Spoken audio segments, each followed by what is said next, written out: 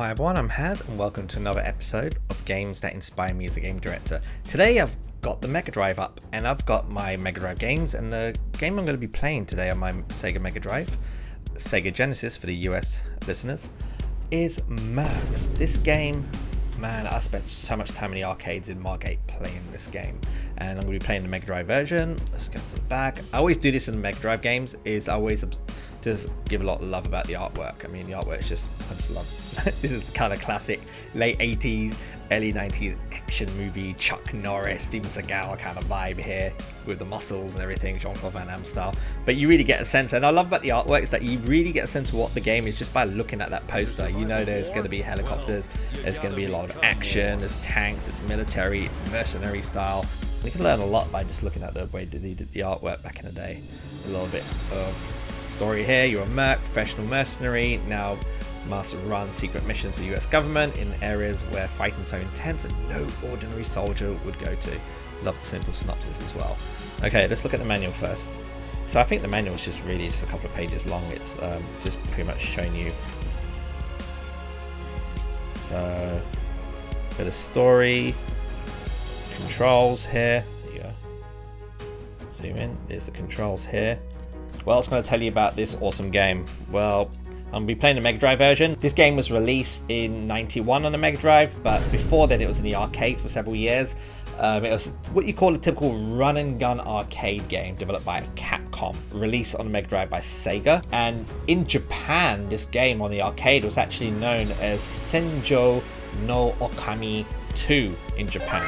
So it wasn't called Mercs. The thing about this game was it did have its own genre. This wasn't a shooter, this was a run and gun genre shooter, which kind of like led to later on to games like roguelike games later on we see in today's industry. It had a top-down perspective type mode, which was very cool, which really allowed you to really see the action much easier, but also allowed you to make more strategic decisions when shooting and grabbing stuff. Weapons and power-ups, there's a variety of weapons. Level design was pretty cool actually. We got to see when I play it, but also obviously there were some really cool sprites, backgrounds.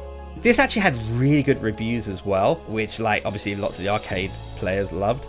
But I think the thing about this was it was very addictive, and also you just had the sense that you're constantly progressing, and it had this really cool kind of like late 80s, early 90s kind of like action movie storyline. I think that's the thing that really made this very popular as well. Bruh. Yeah, you know what, let's just stop talking and let's actually play this game. So let's slot it in.